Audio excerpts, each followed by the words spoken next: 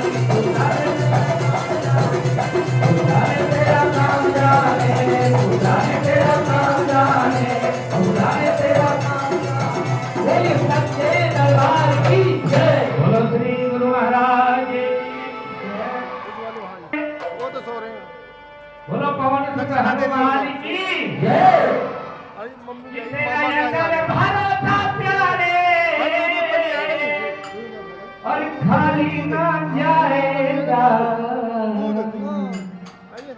अरे तू तो राम नाम का सुमिरन कर हनुमान आएगा। तू राम नाम का सुमिरन कर हनुमान आएगा।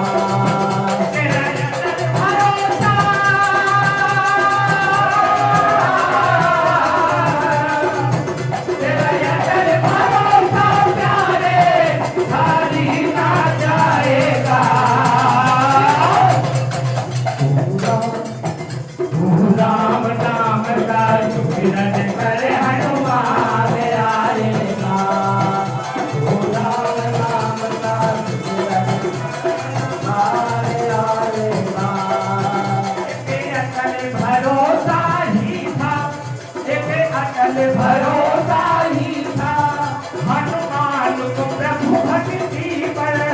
हनुमान को प्रभु भक्ति पर एक अटल भरोसा ही था हनुमान को प्रभु भक्ति पर। एक अटल भरोसा ही था हनुमान को प्रभु भक्ति पर। सीता जी को सब भरोसा प्रभु राम की शक्ति पर। सीता जी को सब भरोसा श्री राम की शक्ति पर। चाहे नाच बड़ा हो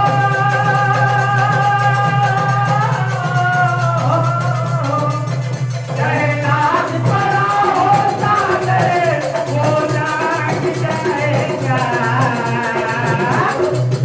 तू राम नाम का सुमिरन कर हनुमान। तू राम नाम का सुमिरन कर हनुमान आएगा। तेरा यतन भरोसा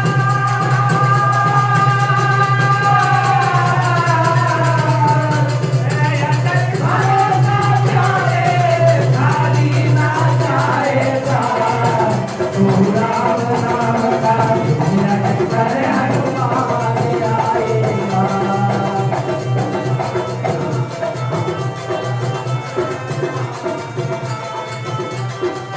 प्रभु नाम का सुमिरन ही तो विभीषण करता आया। प्रभु राम का सुमिरन ही तो विभीषण करता आया। प्रभु राम का सुमिरन ही तो विभीषण करता आया। प्रभु राम का सुमिरन ही तो विभीषण करता आया। राम के पद पर हनुमान को सन्मुख पाया। उस राम नाम के पद पर हनुमान को सन्मुख पाया। उस राम नाम के पद पर हनुमान को सन्मुख पाया। उस राम नाम के पद पर हनुमान को सन्मुख पाया। हर करके भजतों का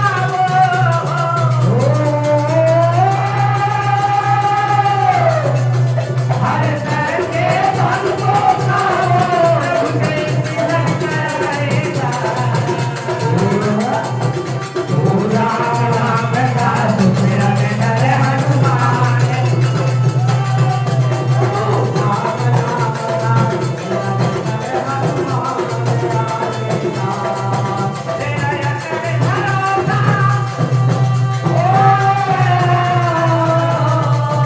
तेरा यतन भरोसा प्यारे खाली ना जाएगा। राम नाम का सुमिरन कर हनुमान आएगा। राम नाम का सुमिरन कर हनुमान आएगा। राम नाम का सुमिरन कर हनुमान आएगा। राम नाम का सुमिरन कर हनुमान आएगा।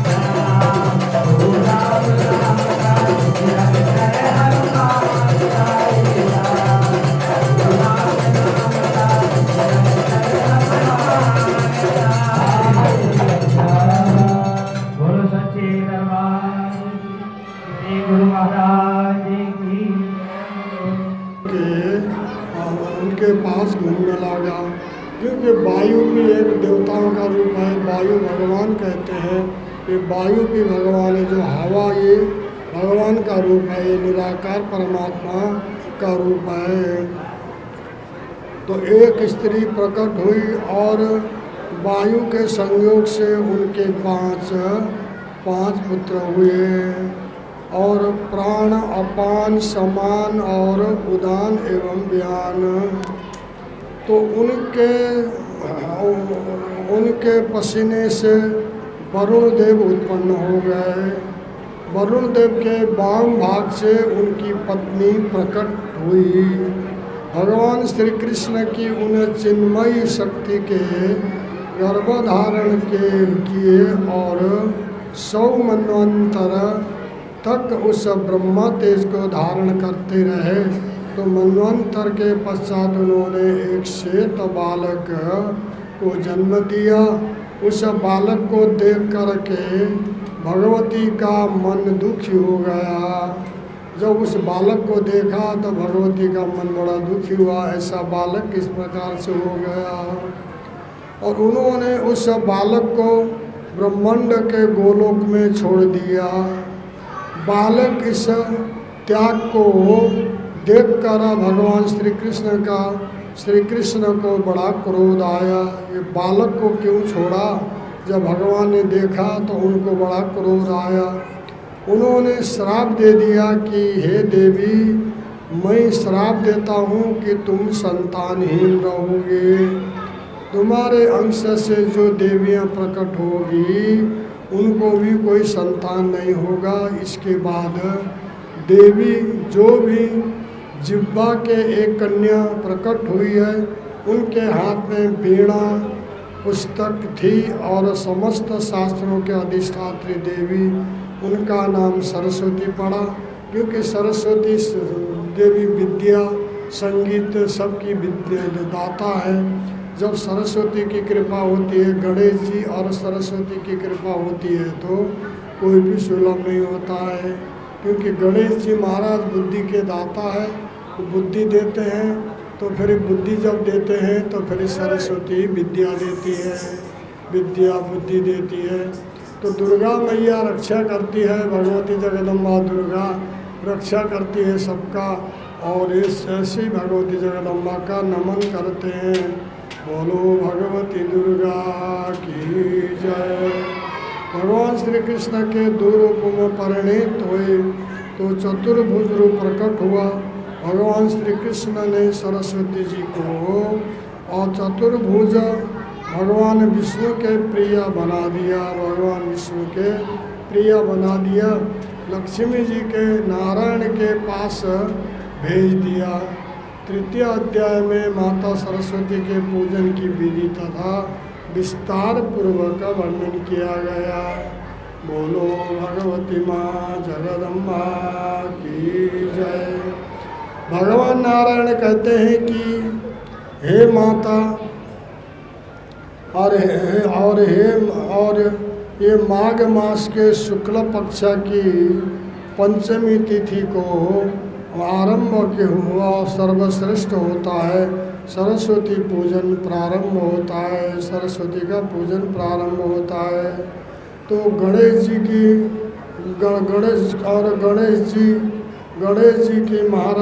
जी महाराज का यह पूजन भी करना चाहिए। क्योंकि गणेश जी की पूजा, हर पूजा में गणेश जी की पूजा नहीं करोगे और कोई भी मंत्र जप करोगे, सबसे पहले गणपति जी का जप नहीं करोगे, गणेश की पूजा नहीं करोगे तो वो अधूरा माना गया है। क्योंकि गणेश जी प्रथम देवता है, तो सबसे पहले प्रथम देवता जो होते हैं उनको मनाना पड़ता है, उनकी स्तुति करनी पड़ती है। तो गणेश जी का नाम लेना ज़रूरी है। कहीं भी आप जाते हो आते हो तो सबसे पहले गणेश जी का नाम लो, फिर भगवती का नाम लो। सर्वमंगल मांगल्ये शिवे सर्वार्थ साधिके शरण्ये त्र्यंबके गौरी नारायणी नमस्तुते। मंगलम भगवान विष्णु मंगलम गरुड़ाध्वज मंगलम पुंडरीकाक्ष मंगलाय तनोहरि। हे भगवान विष्णु मंगलम, भगवान मंगल करने वाले भगवान हमारा कार्य मंगल करना, हमारी यात्रा सफल करना, तो भगवान का नाम लेके चलना चाहिए।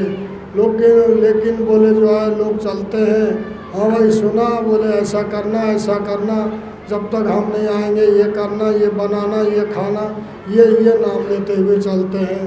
तो ये तो पहले बता दो, फिर चलते समय भगवान का नाम लेके चली दो, फिर रोको मत। बोलो भगवती माँ जगदम्बा की जय। तो गणेश जी महाराज की आराधना पूजा करना बहुत आवश्यक है, पूजन करना चाहिए। पंचम अध्याय में और यज्ञवल्लभ जी ने सरस्वती जी की आराधना कर उनके वरदान प्राप्त किया। गणेश जी और सरस्वती की पूजन करके उनसे वरदान प्राप्त किया और गुरु के श्राप से ही विस्मृत ज्ञान को पुनः प्राप्त किया। क्योंकि गुरु की श्राप था तो उन्होंने पुनः भगवान की कृपा से ज्ञान प्राप्त हुआ, ज्ञान प्राप्त किया। छठे अध्याय में और कथा आती है कि एक बार माता लक्ष्मी, माता सरस्वती और माता गंगा में ईर्ष्या हो गई। सरस्वती और गंगा और लक्ष्मी में आपस में ईर्ष्या भाव हो गई, आपस में खटपट हो गया, ईर्ष्या भाव हो गई। गंगा में ईर्ष्या के कारण से विरोध हो गया, आपस में विरोधाभास हो गया। तो और तीनों भगवान श्री हरि की प्रेषई है, भगवान हरि की ही प्रेषई मानी जाती है, उनकी सेविका है। सरस्वती माता को ऐसा लग रहा था कि श्री हरि गंगा जी को अधिक प्रेम करते हैं, तो उनको ऐसा लगा, सरस्वती को ऐसा लगा कि मेरे से प्रेम कम करते हैं और गंगा जी से विशेष प्रेम करते हैं। और इस वजह से माता सरस्वती भगवान नारायण से रुष्ट हो गई थी। तो भगवान नारायण ने उनको समझाने का प्रयास किया, नारायण भगवान ने समझाने का प्रयास किया, लेकिन उनको समझ में नहीं आया। लेकिन उनको तो इस प्रकार से गंगा जी के प्रति विशेष प्रेम करते हैं। लक्ष्मी जी ने भी सरस्वती जी को समझाने का प्रयास किया, एक दूसरे को समझाने का प्रयास किया, किंतु माता सरस्वती लक्ष्मी जी को और वृक्ष हो जाने का श्राप दे दिया। तो और लक्ष्मी जी को वृक्ष होने का श्राप दे दिया। तो गंगा मैया से सहन नहीं हुआ, गंगा जी को बड़ा दुख लगा, सहन नहीं हुआ। तो गंगा मैया ने भी सरस्वती को श्राप दिया कि आप भी मृत्युलोक में नदी के रूप में जा करके प्रकट होंगे। इसीलिए सरस्वती भी नदी के रूप में है और गंगा तो गंगा के रूप में है ही है। तो ये एक दूसरे को श्राप के कारण से इनको जल बन करके नदी बनना पड़ा, नदी हो जाए। इस पर सरस्वती जी ने गंगा मैया को श्राप दिया कि आप मृत्युलोक में पापियों का पाप को स्वीकार करो, जाओ तुम भी मृत्युलोक में जाओ। गंगा मैया को श्राप दिया, तुम जितने पापी लोग हैं तुम्हारे में जो नायिका उनका पाप अपने ऊपर लेके और उनका धारण करो, जाओ, श्राप दिया। देखो परस्पर वापस में विरोधाभास के कारण से वापस में श्राप देने लगे हैं। भगवान नारायण तीनों को समझाते हुए कहते हैं कि हे लक्ष्मी जी, आप धर्मध्वज के यहाँ वृक्ष के रूप में प्रकट होगी। तुम वृक्ष धर्मध्वज जो राजा है वहाँ तुम वृक्ष के रूप में, पेड़ के रूप में तुम प्रकट होगी। आपका नाम तुलसी होगा और मेरे ही अंश से उत्पन्न शंखचूड़ के साथ आपका विवाह होगा। जो शंखचूड़ है उसके साथ तुम्हारी विवाह होगी। बोलो भगवती माँ जगदम्बा की जय। विवाह होगा और अंत में आप मुझे ही प्राप्त होगे, अंत में मुझे ही प्राप्त होगे। भगवान नारायण ने कहा, गंगा मैया से बोले कि आप पतित पावनी बनकर, पतित पावनी पापों को नाश करने वाली पतित पावनी गंगा बनकर जल के रूप में भागीरथ के प्रयास से, भागीरथ राजा के प्रयास से तुम पृथ्वी पर भागीरथी नाम से ही विख्यात होगी। समुद्र में मेरा ही अंश, समुद्र मेरा ही अंश है और आप उसकी ही पत्नी बनोगे, समुद्र की पत्नी बनोगे। और सरस्वती जी बोली है, आप गंगा जी का श्राप स्वीकार करके पृथ्वी पर जाकर नदी हो जाओ, जल के रूप में हो जाओ। फिर भगवान श्री हरि कहते हैं कि लक्ष्मी जी पूर्ण रूप से ही मेरे पास रहेगी, लक्ष्मी मेरे पास रहेगी। ये कौन कह रहे हैं? भगवान विष्णु कह रहे हैं, पूर्ण रूप से मेरे पास रहेगी। सरस्वती जी ब्रह्मा जी के पास और गंगा जी भगवान शंकर के पास रहेगी, क्योंकि ऐसा नियम है कि जो 3 स्त्रियां और भाई और तीनों नौकर कहीं साथ नहीं रह सकते हैं। भगवान ने कहा क्या तुम तीनों साथ नहीं रह सकते हो, तो सिर्फ लक्ष्मी मेरे साथ रहेगी, तुम और यहाँ से चले जाओ। बोलो भगवती जगदम्बा की जय। भगवान नारायण कहते हैं कि देवी यहीं पर तो एक पत्नी वाला तो सुखी होता है। एक पत्नी जिसकी है और वो सुखी रहता है, जिसकी 2-3 पत्नी हो जाती है तो वो दुखी रहता है। कभी उसको मनाओ तो कभी उसको मनाओ, कभी उसको मनाओ। तो एक पत्नी वाला सुखी होता है, और नहीं फिर तो अनेक पत्नियों वाला कैसे सुखी रह सकता है। इसीलिए हे गंगे, आप शिव के स्थान पर जाओ, और हे सरस्वती आप ब्रह्मा जी के स्थान पर जाओ, और यहाँ मेरे भवन में केवल लक्ष्मी जी ही वास करेगी, मेरे भवन में लक्ष्मी जी वास करेगी। भगवान विष्णु ने कहा। तो 7वें अध्याय में भगवान नारायण ने गंगा मैया को लक्ष्मी जी सरस्वती जी के उनके श्राप का अवधि को बताया, यह भी बताया कि ये सब उसके मुक्त हो जाएंगे, अंत समय में सब चीज़ से मुक्त हो जाएंगे। भगवान श्री हरि नारायण भगवान कहते हैं कि कलयुग के 5000 वर्ष बीतने पर, 5000 साल बीतने पर तुम सब देवियाँ मुक्त हो जाओगे। अभी ये सब देवियाँ 5000 साल व्यतीत हो चुकी है, ये सब मुक्त हो चुकी है, क्योंकि 4,32,000 कलयुग की आयु है, इसीलिए इसमें सिर्फ 5000 साल व्यतीत हो गया तो इनकी मुक्ति मिल गई है, मुक्ति मिल गई है। भगवान कहते हैं कि मेरे मंत्र की उपासना करने वाले जो मेरे भक्त हैं, और उनके स्पर्श से ही आप लोग पाप से मुक्त हो जाएंगे। भगवान कहते हैं कि इस संसार में जितने भी तीर्थ है सब मेरे भक्त के दर्शन और स्पर्श मात्र से पवित्र हो जाएंगे, क्योंकि भगवान के भक्त ऐसे होते हैं कि ये गंगा जी जाते हैं, तीर्थों में जाते हैं तो तीर्थ भी इनका दर्शन करते हैं। ऐसा नहीं कि तीर्थ भक्त का दर्शन नहीं करते हैं, क्योंकि भक्त नाम और भक्त शब्द बहुत बड़ा होता है, तो और ये सब तीर्थ भी पवित्र हो जाते हैं। बड़े से बड़ा पापी भी भक्तों का दर्शन करने से पाप मुक्त हो जाता है। बोलो भगवती माँ जगदम्बा की जय।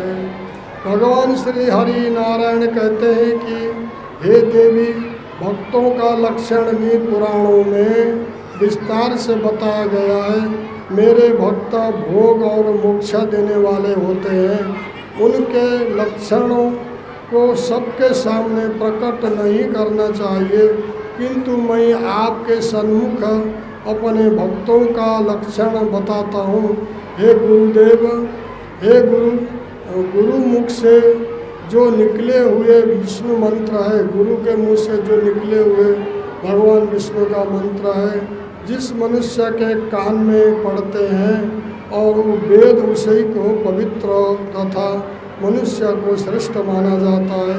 जो गुरु के द्वारा मंत्र कान में सुनते हैं, कान में लेते हैं, वो भक्त सबसे श्रेष्ठ माना जाता है।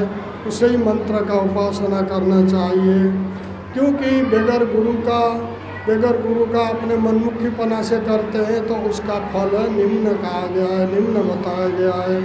फल तो मिलेगा लेकिन वो फल की प्राप्ति नहीं होगी जिस प्रकार से हम मेहनत करते हैं।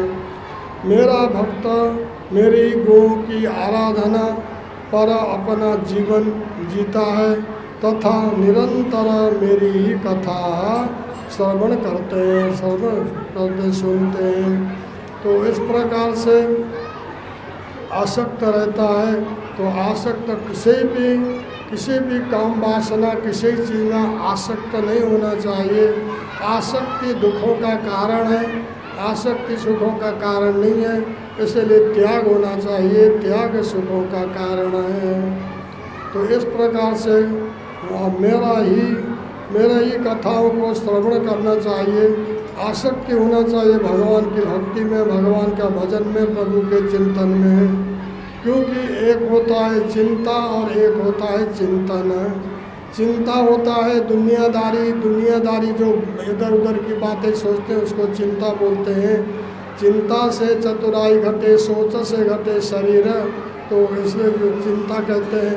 चिंतन कहते हैं परमात्मा को। जो चिंतन है वो ईश्वर का नाम लेना, ईश्वर का भजन करना, वो चिंतन बोलते हैं।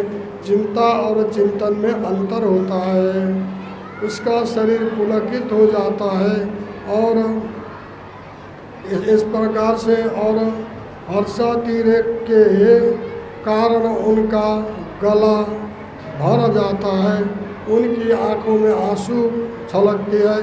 कोई भी भक्त जब भजन करता है, परमात्मा का चिंतन करता है, कोई किसी को मानता है तो उसके सबसे पहले उसके दुखों को देख करके उसके आंसू आने लगते हैं, भावुक हो जाता है।